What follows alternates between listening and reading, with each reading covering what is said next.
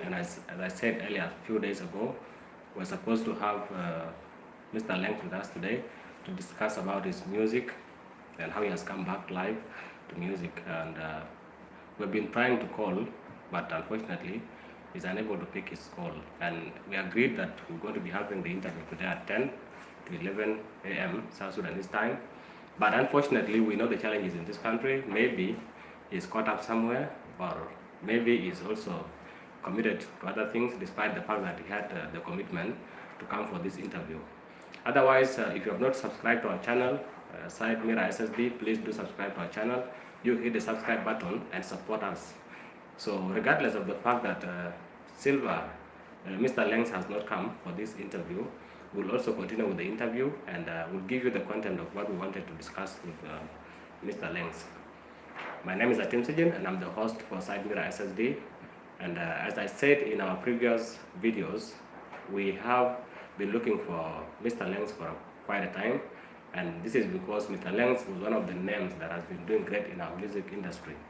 And for some reason in 2017 he disappeared from the scene, and just to come back, I think the first time I saw Mr. Lengs again, it was during the Ruka festival that was organized by Sam, promoter Sam, who brought in our only South Sudanese child, Dynamic, the Sudanese child, to perform or to have the festival. That was a great festival across the country, one of its kind. So when I saw Mr. Lengs in the festival, I was not able to contact him because there were a lot of movement, people were dancing, and they were backstage, and also I was doing other things. I couldn't catch up with him. So after that, I managed to reach out to him and have a conversation about his music, his plans, and where he has been for all this while. And then we agreed that today he's going to come and tell us all the way it is, what happened to him and where he has been, and that is coming back to do more music and to claim or to reclaim the hitmaker title that he has given himself. Unfortunately, we could not see him today. I've been trying to reach out, but unfortunately. So let's continue. The music industry in South Sudan has its own ups and downs, just like any other industry. And also we have seen a lot of artists growing and a lot of artists flopping. It is both ways. And as we said earlier, music is art, is creativity, and sometimes it reaches a point that someone could not be able to keep up with the creativity and the art of music. And it's okay to take a break from the music industry and do other things, but then come back again. So Mr. Lenz, to go back to the history of Mr. Lenz, before independence, he has been doing music, and he was one of the names that came up quickly during our time when the CPA was signed and people were coming back to South Sudan. His music was being played everywhere across the country. And for that matter, he was the household name for some time until 2017.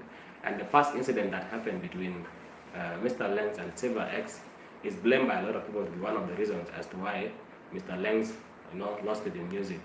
There were some kind of encounters with Silver X where he accused Silver X of stealing his songs and playing his songs or recording his songs. There was a big fight between the two, and Mr. Lenz was caught saying that he was going to be beating up Silver X until he stopped stealing his music. So that has been one of the incidences that happened before he disappeared from the scene. And as we know very well, in South Sudan, there's been a lot of fight in the industry, so we could not tell exactly, because of course he will come back here and tell us what happened and where he has been. Of course, when I asked him on phone where he has been, he said no, he has been around. And then I asked him, okay, are you still doing music? And he was like, yeah, I'm doing music, but though I've slowed down a little bit, I want to catch up again and try to do what I do best. So that's what happened to Mr. Lenz. But also, let's look at the factors that contributes to flopping of musicians in South Sudan. What are the main factors? This was going to be a discussion we would have with Mr. Lenz, but unfortunately it's not there. I will still break it down to you exactly what could be the reasons as to why most of our artists do flopped at most. And one of the main issues is the finances. Music is very expensive, and especially now in this crisis, it's not easy to record a song. It's not easy to record or to shoot a video, and this has led to so many musicians dropping out of music. They could not keep up with the financial crisis they have, and they opt to slow down on music and still, focus on other important issues to sustain their lives. So one of the main reasons as to why most of the artists will flop is financial difficulties. That is one. Secondly, South Sudan music industry is not supported. It's not supported like other industries outside. And we have seen that many artists in South Sudan do complain that they're not supported. And of course, when a foreign artist comes in from East Africa, we're always there to support and pay a lot of money to attend their shows. But unfortunately, the same thing doesn't apply to most of our local artists. I think maybe because we see them as normals, we are used to them. And also the competition could not be that high like in other places. So we tend to ignore our own talent and focus much on the foreign talent. And I think that has improved a little bit. If you look at now, let me say last year to this year, there has been a lot of changes. Though still, we have not reached that level of making sure our artists benefit from their music. It's still a long journey, but still, it's not like it used to be back in the days. Because nowadays, you can see that artists are really recognized, but still broke. And I think also that is a contribution, it's a factor that has contributed. We don't, trust so much in our artists. We don't support them so much like we do with the foreign artists. That is the factor number 2. Factor number 3 is ego. You find that most of our artists, when they have one hit song, they'll run around Juba saying that they've made it, they're a big name and all that. When you put ego into your creativity, into your music, you tend to slow down on your effort. You don't commit so much. You become comfortable with the achievement that you've made. So, and this is not only in music, in everything you do in life, sometimes you need to make sure you keep up with the game. Whatever you have done, let it go behind you and keep focusing. So I think most of our artists, they have developed ego, especially when they have 1, 2, 3 hit songs. That's when they start flopping, because they would believe by then they have made names for themselves. They're already big, so they don't have to go to the studio frequently. But now they're so much, engaged in the hit songs that they have produced that they forget that they need to do more. And in other countries, when you have hit songs, it's a challenge, because you want to do more, and you want to make sure at least that song is not the only hit you have. Because success comes with its own challenges, and one of the main challenges that comes with success is to keep up to that level of success you have reached, or to even go past that success. That's the challenge everyone will achieve, will dream of. And with some of us, when we get something, when we are comfortable with the achievements we have, we don't do much to make sure at least we do better. And of course, if you have created a name for yourself, you need to make sure that name is protected. That name, is doing great.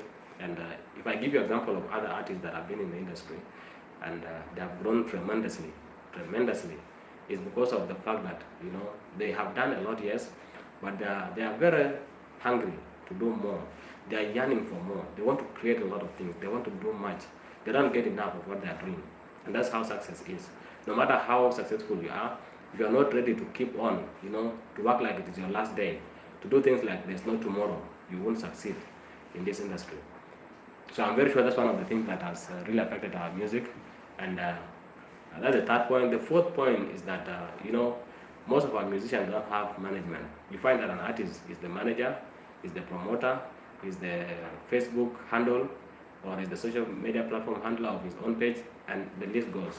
Sometimes you become overwhelmed because you are doing a lot of things by yourself, and you're not giving a chance for others to support you, and divide the work. If you are the manager and you are the artist, then you will divide your attention. Instead of doing music, producing music, you'll be dividing that attention between producing music and also trying to manage your music, which is very hard. So I would love to see most of our artists having managers. Of course, having a manager is expensive. That person needs to be paid. Having somebody who manages all your social platforms is also important. That person needs to be paid, and that is expensive. But of course, if you need to do it in music, you need to invest in it.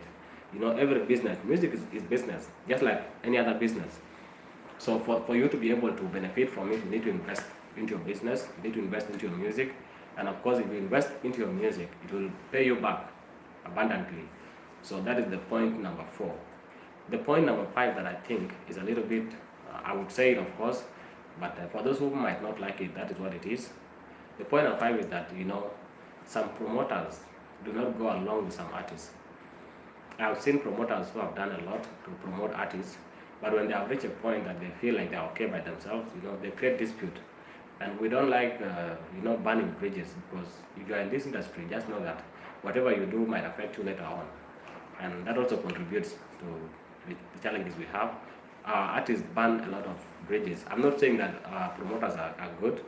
Of course, some promoters would want to exploit your talent and make sure they benefit from it. That is obvious. But also, some promoters would want you to grow as a brand and would want to sell your brand. And of course, that would be a benefit to both the promoter or the company and the artist. But sometimes the artist feels like he's being exploited, of course, or he's paying something. Like when the shows are organized, there's a percentage that goes to the promoter, and sometimes artists won't like that. And they will say, okay, fine, if you can do it for me, why can't I do it for myself? And that's where when they go solo, they start flopping. That's point number 5. Looking at so many things, the worst thing that really led to the downfall of our artists, the main thing that is the backbone of all these flops, is the fact that we don't know how to manage our social platforms. Like, I've seen a lot of artists who have pages on Facebook, but the last time they posted something was 6 months ago. And they're not on Twitter, they're not on Instagram, and a lot of other platforms. So it's really very hard to make sure at least you create followers, tweet followers, if you don't have the presence on social platforms. Nowadays, people are moving to technology, people are advancing in terms of technology. So if you are left behind and you think that you will make it through only performing, you are not present, you are not seen, your face is not on social platforms, it's very easy for you to not be forgotten or not even to be taken serious, because there are so many artists outside there like Lady Cola, like Silver X, who have understood the importance of social platforms and are making use of it in a very, very good way. So those of you who doesn't do it, I think it's one of the ways you will really want to boost your music. If you want to make it again, please do make sure at least your social platforms are updated every day. It's good to post about yourself, it's good to create a conversation, it's good to move things forward. But the moment you feel like you just need to wait, when a show comes, then it's when you want to be present. It won't work like that. Make sure you have a very strong social media platform presence. That is very important. So how does it benefit the music industry? I've seen most of artists who have produced good songs, but their songs are being shared on YouTube by other people and benefiting from it, because the YouTube pages I've seen that have gone to 100 and something thousand views because they have posted someone's music. I don't know whether they do it because, of course, if they do it without the permission from the owners, it can also backfire. So I would want to urge our artists to be very strict on what people share about their music, because I have one artist I will mention here whose music is being shared by everybody, and that artist has really flopped. He's no longer a big name in South Sudan because simply, even the YouTube channel he has, he's not able to post all his videos there. And I don't know how people go and post his videos on the channels, and he didn't say anything about it. So this also could raise a lot of issues if you report to YouTube, because YouTube will be able to bring down or even to warn the pages and delete the videos.